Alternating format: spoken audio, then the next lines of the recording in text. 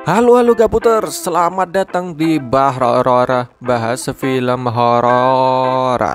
Oke, di video kali ini saya akan membahas film horor berjudul Barbarian rilisan tahun 2022. Mengisahkan tentang seorang perempuan yang kaget ketika penginapan yang dia sewa ternyata telah disewa juga oleh seorang pria misterius. Masalahnya, perempuan tersebut tidak tahu bagaimana itu bisa terjadi karena pria tersebut pun juga bingung soal hal itu. Mau tahu kelanjutannya? Cekidot guys.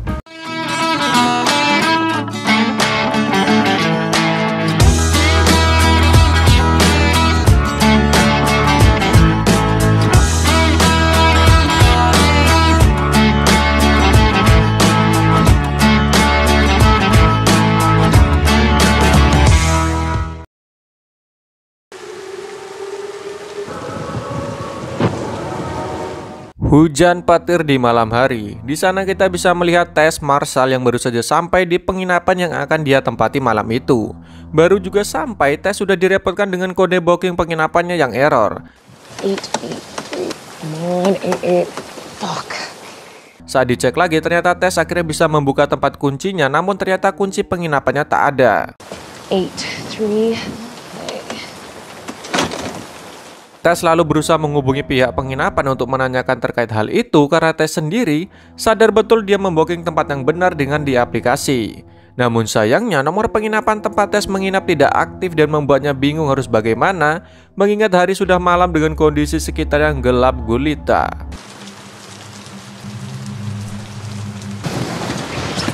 Tess memutuskan masuk ke dalam mobil sembari menunggu konfirmasi lanjutan pihak penginapan. Namun baru juga sebentar di mobil, Tess kaget karena lampu di dalam penginapan tersebut tiba-tiba hidup yang mengindikasikan ada orang di dalamnya.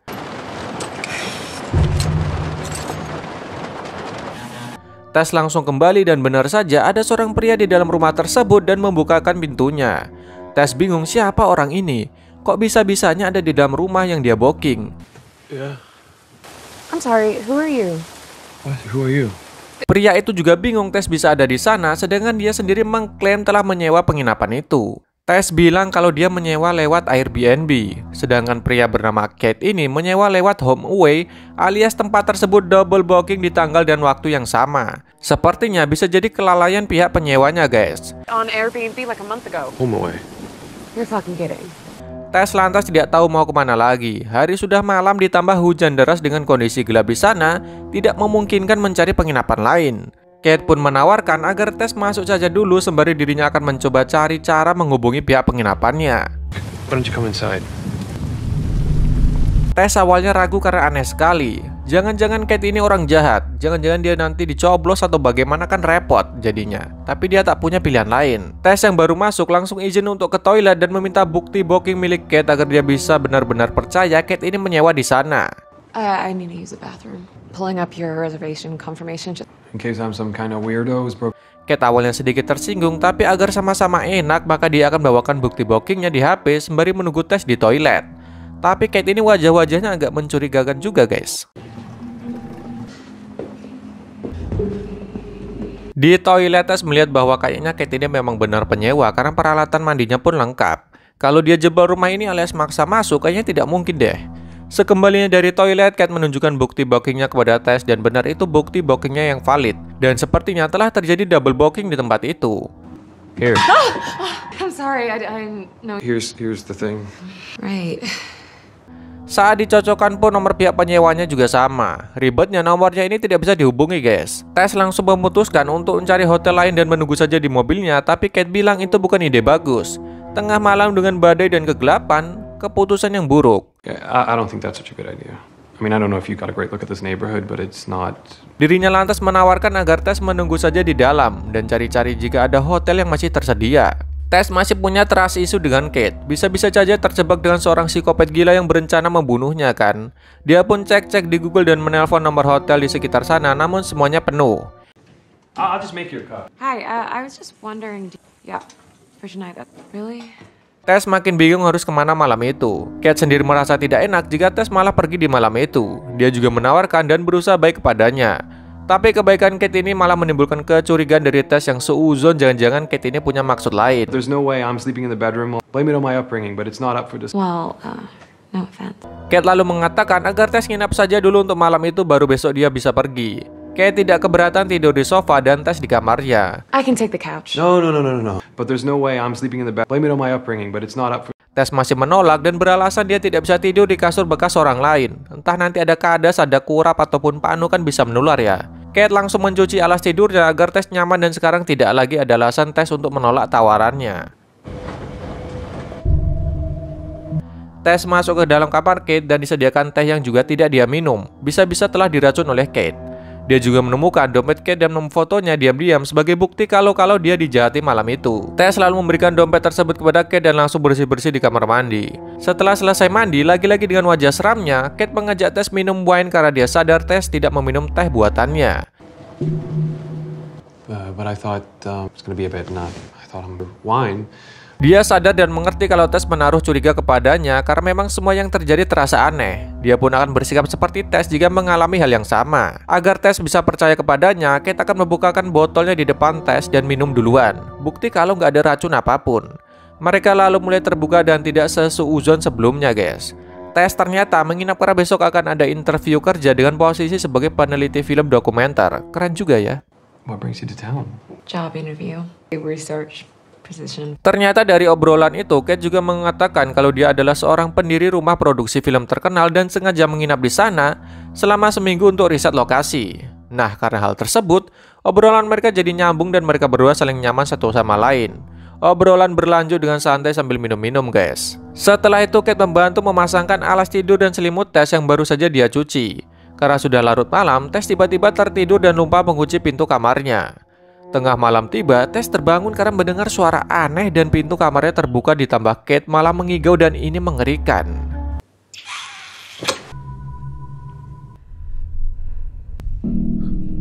Kate dibangunkan dan kaget ketika Tess ada di hadapannya. Tess bilang kalau pintu kamarnya terbuka dan Kate mengigau. Dia juga bertanya apakah Kate yang membuka pintu kamarnya. Kate bilang tentu tidak. Mau apa juga dia buka pintunya. Keith.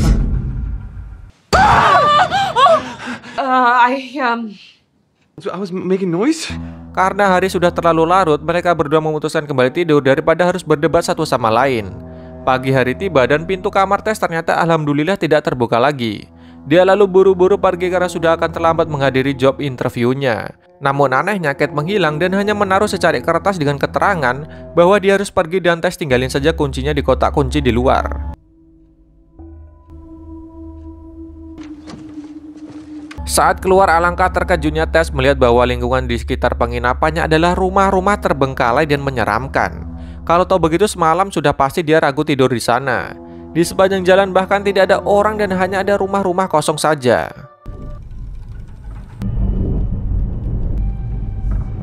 Sesampainya di kantor untuk interview, Tess langsung bertemu dengan Catherine. Dia adalah orang yang akan merekrut Tess untuk ikut dalam pekerjaan filmnya. Selepas interview, Catherine lalu bertanya Tess menginap di mana tadi malam dan dia bilang di Brightmoor. Catherine langsung kaget dan wajahnya berubah seakan-akan tidak percaya. Tess awalnya mengira Catherine menganggapnya bercanda, namun Tess bilang benar dia booking penginapannya di sana. Oh, an Airbnb? Oh. It's in Brightmoor. What? Are you kidding? Catherine lantas bilang agar Tess segera pergi dari sana dan berhati-hati. Di sini terlihat jika Brightmoor menyimpan sesuatu yang Catherine belum sempat sampaikan karena Tess terlanjur bilang kalau dia ada teman kok dan aman-aman saja. Tess lalu kembali ke penginapan dan masih curiga kok bisa ada penginapan di tempat seperti ini. Namun dia pikir-pikir hari itu kan jadi hari terakhirnya karena dia akan berkemas dan tak akan lagi menginap di sana. Saat sampai, tiba-tiba ada pria aneh yang berteriak agar Tess jangan masuk ke dalam. Tess tentu saja ketakutan.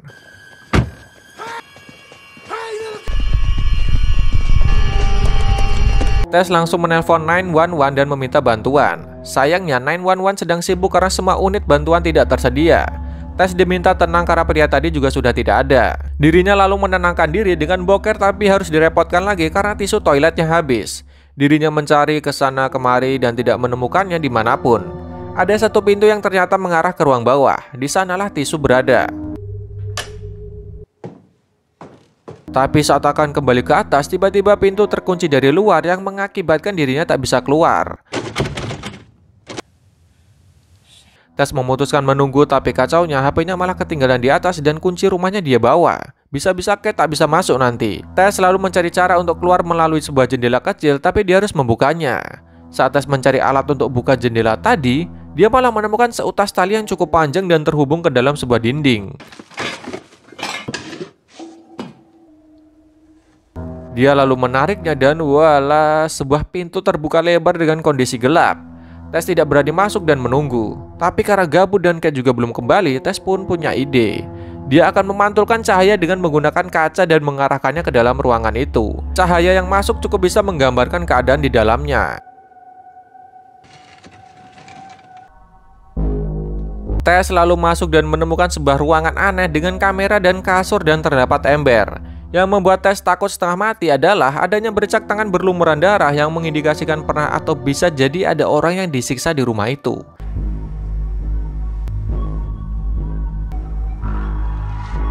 Tess langsung kabur dan kebetulan Kate sudah pulang dan sesegera mungkin membukakan jendelanya. What the fuck? Stuck down here. Goodness. Alright. Kate bingung kenapa Tess bisa ada di ruangan bawah dan Tess pun membeberkan semua yang dia lihat soal penjara bawah tanah tersebut. Dia ingin pergi karena merasa ada yang tak beres di rumah itu dan mengajak Kate sesegera mungkin pergi juga. Namun Kate ini malah penasaran dan minta agar Tess tenang dan dia akan melihat sebentar apa yang telah Tess lihat. Tess cukup menunggu di atas jika tidak mau ikut. Calm down, you're not making any sense. It's a basement, it's filled with junk. Yourself, but I am going. Tapi Tess kepikiran dan khawatir dengan Kate yang sendirian ke bawah dan memutuskan ikut juga. Wah ya ini masalahnya. Dia lalu memanggil Kate dan masih disaut sekali. Tapi jeda beberapa saat ketika Tess kembali memanggil, Kate tidak bersuara. Keith? Keith! Dia lalu khawatir dan menyusul masuk dan alangkah kagetnya, Kate tidak ada di sana. Tess bingung kemana perginya temannya itu. Ternyata ada sebuah pintu rahasia yang mengarah ke bawah dengan kondisi yang sangat-sangat gelap. Tak lama kemudian terdengarlah suara Kate meminta tolong kepada Tess. Wah ada apa ini? Keith!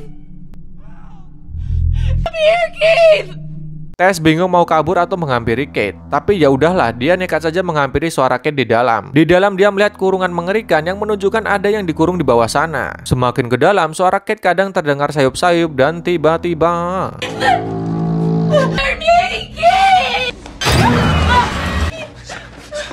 Kate ketakutan dan bilang ada orang lain di dalam sana dan menggigitnya. Tess mengajaknya keluar tapi Kate bilang jangan. Orang itu berasal dari tempat Tess masuk katanya dan tiba-tiba lagi. Come. No, please. I'm not going back. Waduh, apa itu guys? Scene berpindah ke seorang pria bernama AJ. Kok bisa pindah bagaimana nasib Tess ya? Nanti kita akan tahu guys. AJ sendiri adalah seorang aktor kaya dan sedang dalam sebuah proyek film. Namun tiba-tiba dia ditelepon bahwa dia telah dipecat akibat tuduhan perkosaan terhadap lawan mainnya di film yang dia bintangi. Tuduhan sepihak itu tentu tidak bisa diterima olehnya, tapi apa boleh buat? Produser film memutuskan tidak lagi menggunakan jasanya. The filming of the pilot, and she knows What does that mean? that means an Wait. investigation. What about the pilot? AJ yang shock langsung mengkontak penasihat keuangannya untuk melihat kondisi keuangannya saat ini. Menurut penasihatnya tersebut, AJ bakal bangkrut dalam beberapa bulan jika tidak mengambil langkah tegas seperti menjual propertinya sesegera mungkin selama kasusnya berjalan. AJ lantas melihat bagaimana berita-berita mulai menaikkan kasus pemerkosaannya sehingga pamornya makin turun. Oh, fuck me. AJ lantas pergi ke Detroit untuk menjual salah satu propertinya yang ternyata adalah rumah yang dirental alias pernah disewa oleh Kate dan Tess sebelumnya di tempat antah berantah tersebut guys. Yeah, I'm an owner. I'm here to pick up a set of keys. AJ Gilbride. 76 Barbary. AJ sampai saat hari sudah maghrib dan mobil Tess masih berada di sana. Dia sendiri tak ambil pusing dan langsung masuk tanpa menaruh curiga sedikit pun. Di dalam, pengganjal pintu ke ruang bawah tanah pun masih seperti terakhir ditinggalkan oleh Tess. Lagi-lagi AJ ini tidak curiga guys. AJ mulai curiga saat melihat barang-barang dan kondisi kasur yang berantakan menandakan bahwa ada orang yang menempati rumahnya. AJ langsung menghubungi Bonnie yang merupakan pihak penanggung jawab penyewa rumahnya. Orang yang juga tak bisa dihubungi oleh Tess dan Kate di malam mereka kebingungan. Well, do we know when the last... do I have squatters? Ya lagi-lagi Bonnie tidak bisa memberikan jawaban apapun. Katanya asalkan rumahnya tidak rusak, AJ nggak perlu khawatir. Daripada stres memikirkan barang siapa dan mengapa ada itu semua di rumahnya, AJ party-party kecil bersama temannya di kota di dekat rumah tersebut dan pulang dengan keadaan mabuk berat. Dia juga meminta maaf kepada kekasihnya yaitu Megan soal berita yang bertebaran akhir-akhir ini mengenai dirinya. Hi, Megan. Probably don't want to talk to me. Really sorry. EJ yang sudah teler langsung ketiduran dan bangun dengan muntah-muntah di kamar mandi. Di sana dia melihat sikat gigi milik Kate dan kemudian koper berisi baju milik Tess. Dia bingung kok bisa ada barang-barang itu. Oh, yes. Dia lalu melihat laptop milik Tess dan akhirnya tahu nama Tess karena menjadi nama akun laptopnya, tapi tidak bisa dia buka karena ada passwordnya. EJ lalu ingat bahwa pintu ke arah basement terbuka saat dia datang dan beranggapan sepertinya penyusup rumahnya ada di bawah sana. Dia lalu memutuskan akan ke bawah untuk mengecek kebenaran itu. Hello? Okay, here's the deal. Saat turun ke bawah, kondisi cermin masih seperti sebelumnya dan ini membingungkan EJ. Dia lalu melihat tali yang digunakan untuk membuka ruangan mengerikan itu, guys. Tapi anehnya pintunya dalam kondisi tertutup. Siapa yang menutupnya ya? Komen-komen, guys. EJ masuk dan kaget melihat semua itu. Dia mengira itu adalah ulah para penyusup di rumahnya dan langsung kembali ke atas. Dia lalu mencari apakah ruangan bawah tanah bisa dihitung sebagai aset yang bisa dijual dan menjadi nilai tambah. Kan bisa untung besar pikirnya.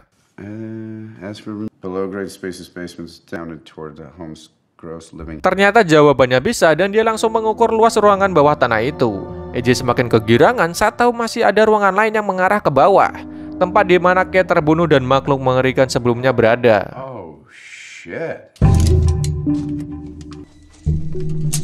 Semakin ke dalam, EJ semakin senang karena ternyata ruangan tersebut luas sekali. Untung banget. Namun dia bingung kok ada kurungan-kurungan aneh di dalam sana. Ditambah ada cahaya lampu juga.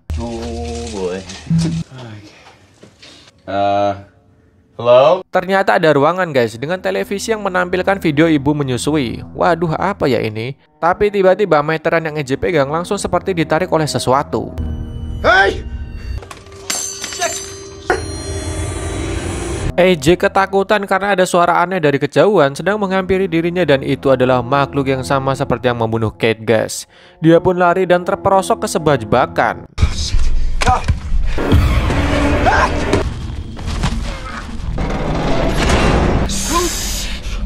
Scene berpindah ke sebuah perumahan yang estetik tapi aneh. Kita lalu ditunjukkan seorang pria parubaya dengan muka datar pergi ke sebuah supermarket untuk berbelanja keperluan bayi. Tapi anehnya pria ini seperti bingung mau beli apa saja sampai harus dibantu pelayan di sana.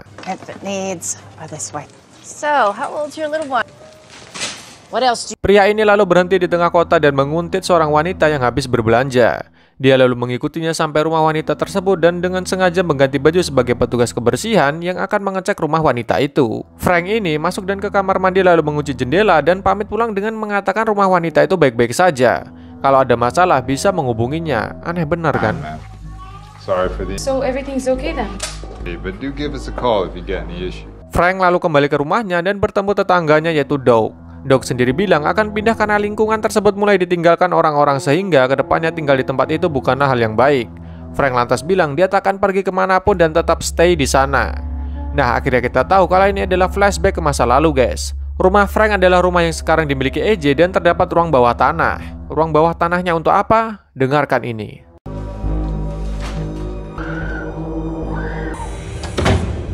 Kembali ke masa sekarang, EJ masih panik karena tidak tahu apa yang telah terjadi. Tapi Tess bilang mereka harus tetap tenang dan menuruti semua perintah makhluk tadi. Perintahnya apa? Ya, makhluk tadi menganggap mereka berdua adalah bayinya sehingga ketika diberikan susu, maka mereka harus meminumnya atau makhluk itu akan kecewa dan berujung kepada hal yang mengerikan. Tess menuruti karena tahu itulah jalan terbaik untuk tetap hidup. Sedangkan EJ yang sudah diberitahu masih saja ngeyel dan membuat makhluk tadi marah dan membawanya ke tempat yang kita belum tahu, guys.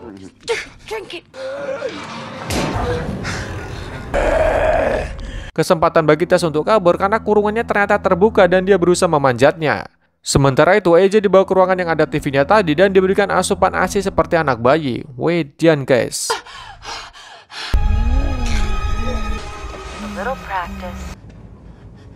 Tess berhasil diam-diam melewati ruangan tadi tanpa ketahuan, tapi sayang seribu sayang dia malah tidak sengaja menginjak meteran EJ dan menimbulkan suara yang langsung didengar makhluk tersebut. Di adegan ini saya berpikir kenapa Tess tidak mengunci saja pintunya dari luar. Tapi ya sudah, mungkin biar filmnya panjang.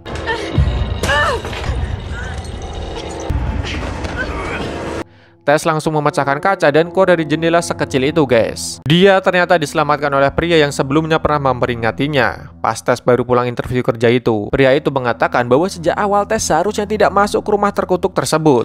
You should count yourself as lucky, you hear? That's a bad place. You're safe. You got out. Dia juga bilang Tess harusnya sedari awal sadar jika ada hal yang aneh di tempat itu karena hanya rumah itulah yang tersisa dari semua rumah di sana. Tess harus segera pergi sebelum gelap, karena saat gelap makhluk tadi berkeliaran keluar dan memangsa siapapun. Come nighttime, she's gonna come out of there. She comes out at night. Around here when it gets dark. Tapi Tess ini ngeyel dan masih mau menyelamatkan AJ. Dia tak sampai hati meninggalkan AJ sendirian di sana. Kalau saya jadi Tess yang mending kabur. Kenal juga tidak dengan AJ. BTW pria tadi itu tinggal di sebuah menara air tak jauh dari sana guys. Makanya dia tahu bagaimana seluk-beluk tempat itu. Sementara itu AJ sendiri berhasil kabur tapi masih di dalam. Dia berusaha mencari jalan keluar dari sana sebelum makhluk tadi menemukannya. Tapi AJ ini sepertinya malah makin masuk ke dalam daripada menemukan jalan keluarnya.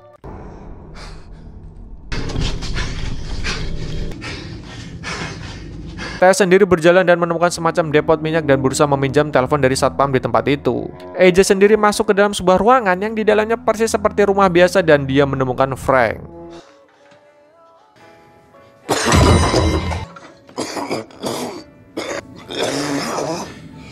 AJ ini masih belum sadar siapa Frank, tapi ya Frank ini sudah sepuh dan tidak bisa ngapa-ngapain. Tess ternyata menghubungi polisi yang datang dengan wajah biasa saja melihatnya, bahkan cenderung tidak serius menanggapi laporan Tess. Tess sampai emosi karena polisi tersebut seperti tidak percaya apa yang telah dia alami dan meremehkannya. You have any ID? Are you listening to what I'm saying? I don't have anything. I'm a woman who's been held prisoner. Sedangkan AJ sepertinya gak tahu kalau Frank ini akan memanggil makhluk tadi. Tapi dia baru sadar bahwa ada keanehan karena terdapat banyak rekaman dari berbagai nama orang di ruangan itu. Wadidaw. Di luar Tess gagal meyakinkan polisi yang menganggapnya berhalusinasi semata. Tidak ada tindakan kriminalitas lain selain dari Tess yang berusaha masuk ke rumah tersebut. Kacau ini. Tess pun ditinggalkan tanpa ada bantuan apapun. What am I supposed to say to get you to listen to me? I mean, wait. Where are you going? Come on, I need your help. AJ akhirnya sadar bahwa Frank telah melakukan perbuatan tercela di masa lalu. Frank diam-diam mengambil pistol dan AJ tentu saja takut dan menyuruh Frank tenang. Tapi bukan untuk menembak AJ, tapi Frank mendor dirinya sendiri. Di luar Tess berhasil memancing makhluk tadi keluar dan langsung gaspol dengan mobilnya.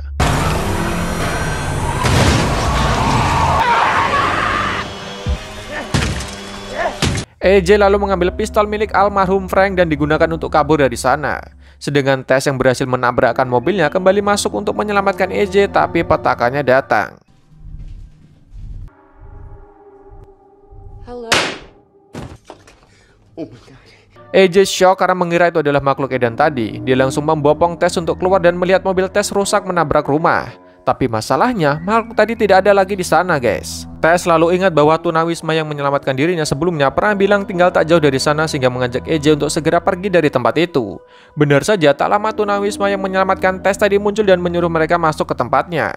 Di sanalah terkuak fakta bahwa wanita Edian itu telah tinggal di sana selama kurang lebih 40 tahunan. What the fuck is she? She's just a crazy lady living in that house. Living there some 40 years now. Frank adalah ayahnya, dan wanita itu adalah anak dari perempuan yang Frank pernah culik dahulu.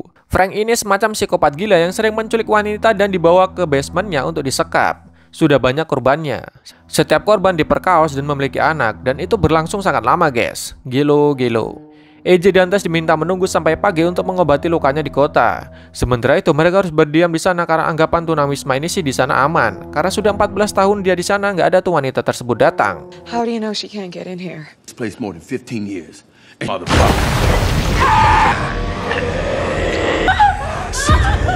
Sebuah kesalahan besar menganggap remeh, guys. Tess dan AJ langsung ngacir kabur menuju sebuah tong air untuk menyelamatkan diri.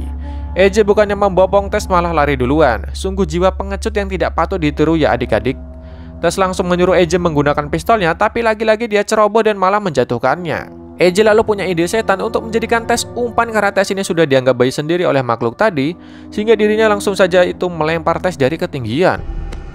Hey!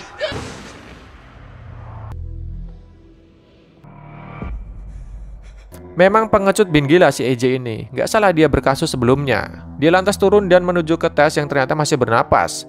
Di sana dirinya minta maaf karena tak punya lagi pilihan lain dan panik harus bagaimana. AJ pun bilang akan membawa Tess segera ke rumah sakit karena semuanya telah berakhir. Tapi siapa bilang sudah berakhir?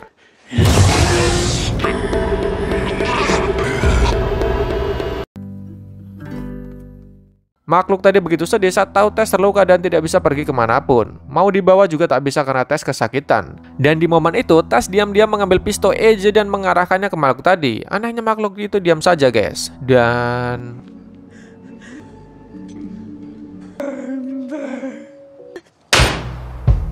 Oke guys, begitu saja film Barbarian yang cukup menarik ya ceritanya. Kalau kalian punya rekomendasi film untuk dibahas lagi, silahkan komen-komen di bawah. Jangan lupa share ke ayah, ibu, pak ade, bude, pacar, dan siapapun itu agar video saya rame dan bye-bye.